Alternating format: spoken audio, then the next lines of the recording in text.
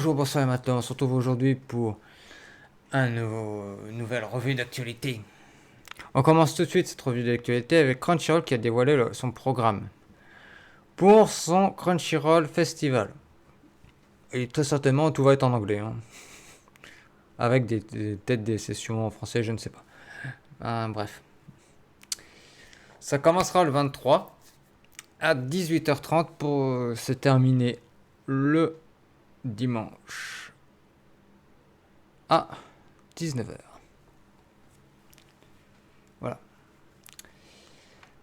Alors, la première partie, ça commencera avec avec The Promised Neverland. Oui, ils discuteront, hein, si vous intéresse. Ensuite, le lendemain, ce sera avec Dr. Stone.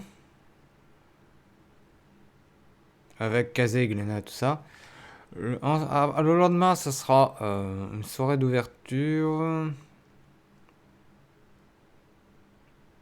avec One Piece, donc ça sera dédié à One Piece. Et le week-end en non-stop, il y aura des tables rondes, des jeux concours, autres programmes pendant cette nuit. Donc il y a des rencontres autour de Mobile Suit Gundam, Black Cover, avec Ayataka Tanemura et Kokuto Kajiwara. Des tables rondes avec un rugbyman professionnel, une championne olympique de natation et un rappeur. Ouais, je veux bien animer manga et sport, mais pourquoi un rappeur? Soit.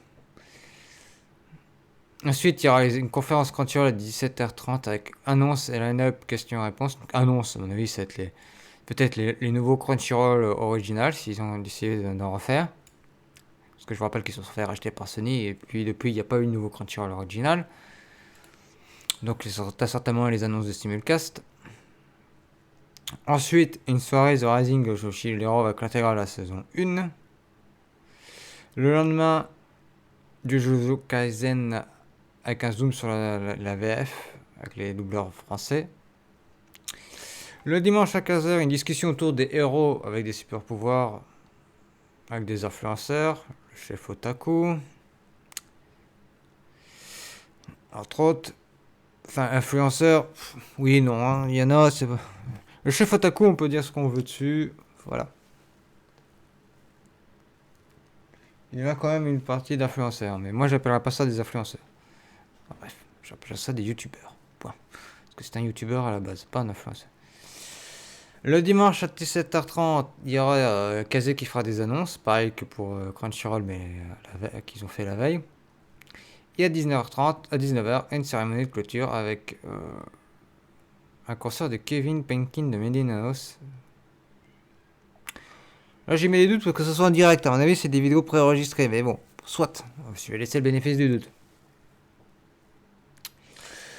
Voilà, on a fini avec Crunchyroll. La news suivante, c'est des courtes en cam qui a annoncé le manga réincarné dans un autre monde.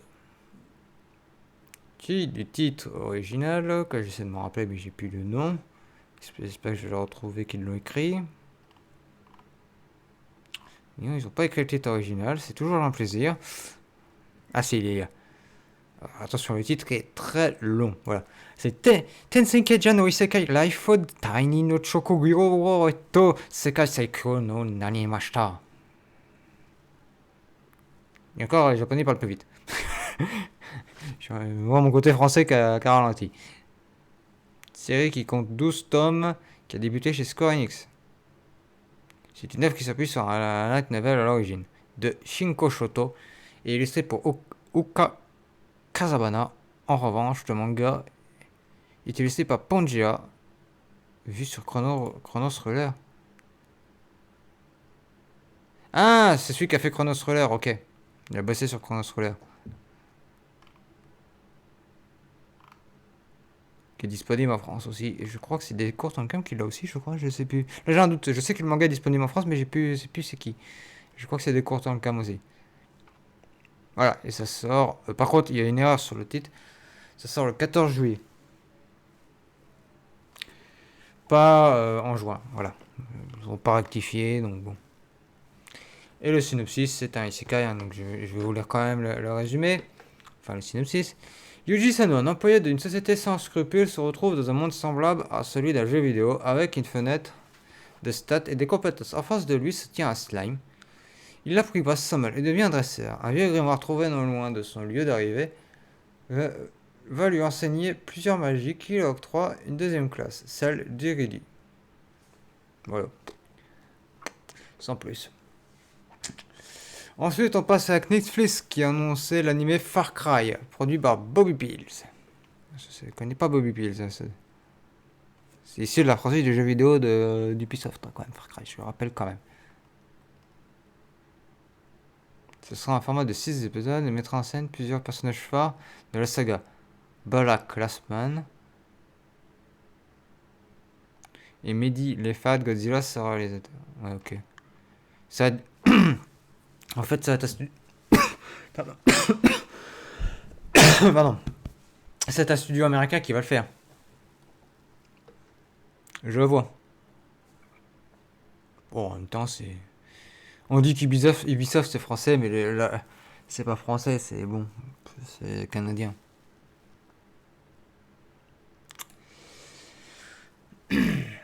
News suivante, c'est le jeu Wizard Dalai The Five Orders qui est annoncé sur la page Steam que il est retardé pour diverses raisons. Donc on a vu Covid et tout ça. Pas de nouvelles et qu'il est attendu pour 2022.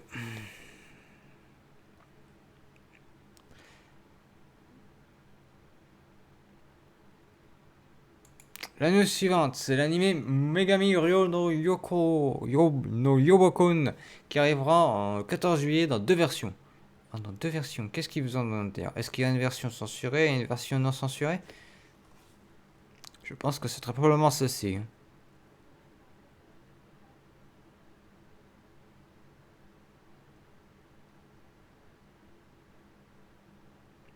Une version éditée, ouais, donc une version censurée et une version non censurée.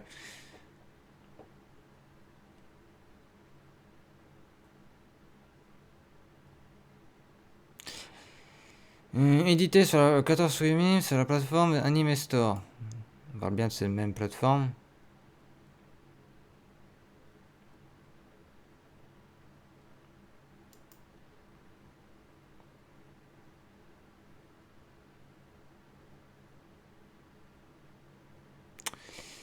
La seconde, ensuite, sera disponible sur plusieurs plateformes de streaming le 27 juillet. Ouais, donc en gros, il se réserve une petite exclue, puis après tout le monde l'aura. Ok. Pourquoi pas?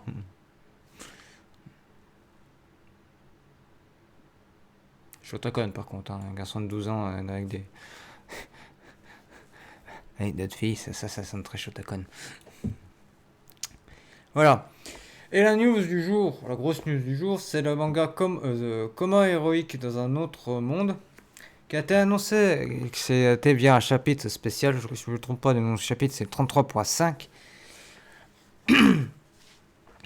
qu'il allait être adapté en manga.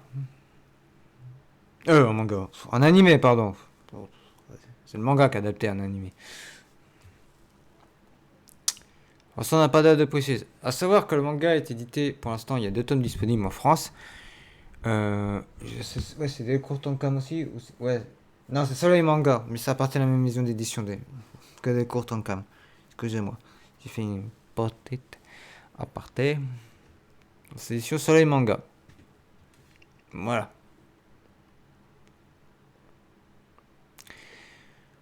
Voilà, et je vais vous dire le synopsis, je vais vous le lire, comme ça va être un résumé approximatif, même si j'ai les deux tomes là. En l'an 2000, un vieux fan de jeux vidéo se retrouve 17 ans dans le coma. Après avoir été percuté par un crime, à se réveil, il prétend avoir passé son coma dans un monde médiéval fantastique. Et avec des pouvoirs magiques. Sous l'impulsion de son neveu, le vieil has-been du jeu vidéo sans aucune expérience professionnelle va se retrouver youtubeur. C'est le métier qu'il puisse exercer.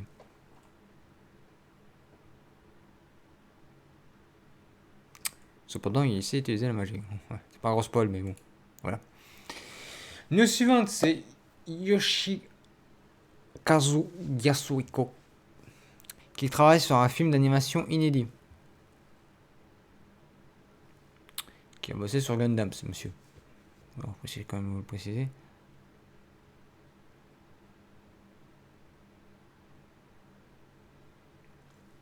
Il a participé en collaboration avec, avec le storyboard de Yoshiko Tomino sur le premier Gundam. Il a aussi bossé sur Spaceship Battle Yamato, Brave Raiden. Il a sorti un manga Gundam V Origin, qui a servi de base au Gundam Mobile Suit Gundam V Origin, qui a eu des films, quand même, qui a eu une série animée après dessus. Voilà. Et là, il bosse sur un nouveau film, qui serait inédit.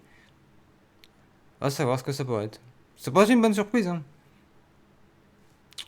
Attendons et voyons, comme disent les Anglais, wait and see. News suivante, c'est Digital Manga qui lance Azuki, une nouvelle plateforme de lecture de manga en ligne.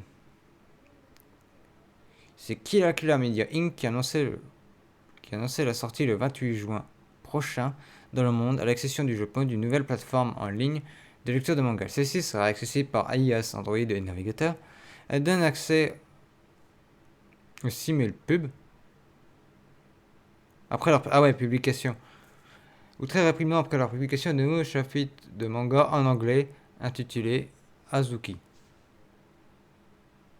Elle a signé son premier partenariat avec Kodansha. Pour la partie gratuite, Azuki donne accès à une sélection de mangas avec quelques publicités, un système d'abonnement moyennant 5€ par mois permettant aux internautes de consulter les mangas sans publicité.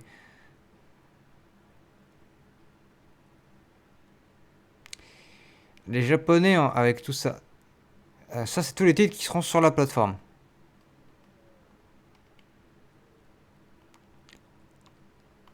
Là, les Japonais commencent à dire c'est bon, vous nous cassez les couilles, les Anglais. Là maintenant, on passe à la vitesse supérieure.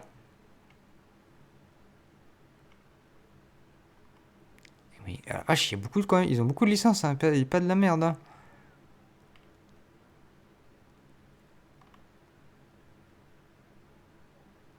Ah ouais, ils ont pas mal de licences. Pour un lancement, bon, beaucoup sont finis, mais bon, ils sont bien partis. Voilà. Vous aurez la version gratuite et vous aurez la version payante. Gratuite, des pubs, payante, pas de pub. C'est un bon compromis, je trouve. Bon, maintenant, il faut qu'ils proposent des nouveautés aussi, parce que bon, voilà. Juste mettre des séries déjà sorties, finies, ça va être limite. News suivante, c'est le dernier épisode de l'anime Zombieland Saga, qui a été, que le studio a annoncé, qui ferait 27 minutes et il n'y aura pas d'interruption. Donc si vous avez envie d'aller pisser pendant l'épisode, il n'y aura pas de pause. Voilà.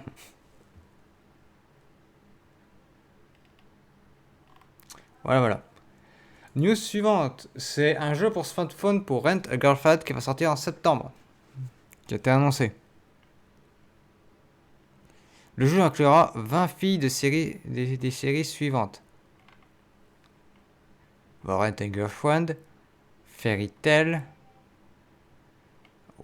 Seven Lady Sins, Domestic Girlfriend, Kanajo Mukanajo, Girlfriend Girlfriend, je le préfère le titre japonais. Fire Force, le Boarding School Juliet, Yamado-kun The Seven Witches, il y en a qu'une, c'est un peu court. Et Magister Nagi Animation. Oh, purée, c'est dur à prononcer d'une traite. En plus, avec la Minerve, c'est pas évident. Voilà. La news suivante, c'est pour ceux que ça intéresse. Bon, après, c'est en version chibi, je vous le dis tout de suite. C'est le jeu Super Robot Wars qui va arriver le 30 sur PS4, Switch et PC. Alors, PC, je pense que ça va Steam. Lui, par contre, je vais me le tester sur. S'il est compatible manette, je vais me le tester. Je vous ferai un live dessus. Je vous ferai un live dessus. Et je posterai la vidéo sur ma chaîne. Voilà. C'est un Super Robot Wars, ça regroupe toutes les franchises de mecha, pour ceux qui ne connaissent pas, dans un jeu vidéo. Voilà. toutes les franchises de mecha japonaises sont regroupées dans un jeu vidéo. Donc vous aurez très certainement du Full Metal Panic. C'est juste les protagonistes, je précise quand même, et les ennemis. Voilà. La news suivante, c'est la saison 2 de l'anime Beastar qui va arriver sur Netflix le 15 juillet. Voilà. 15 juillet, la saison 2 de Beastar arrive. Sur Netflix, donc l'intégrale. News suivante, c'est l'anime Uzumaki qui devait sortir cette année, mais qui est reprogrammé pour octobre 2022. Voilà. C'est reprogrammé pour l'année prochaine. Soit un peu plus d'un an à attendre. Si vous attendiez la série, bien évidemment. Voilà, voilà pour l'actualité d'aujourd'hui. Enfin, d'aujourd'hui, ces derniers jours. Qui était bien conséquente. Je vous l'avoue qu'elle était bien conséquente. Bon, sinon, voilà. Si vous me posez la question pourquoi j'ai une Minerve, j'ai un torticolis. Voilà. C'est pas. Je suis aussi simple que ça. J'ai un torticolis. Voilà, voilà. Je vous dis à la prochaine. Bye.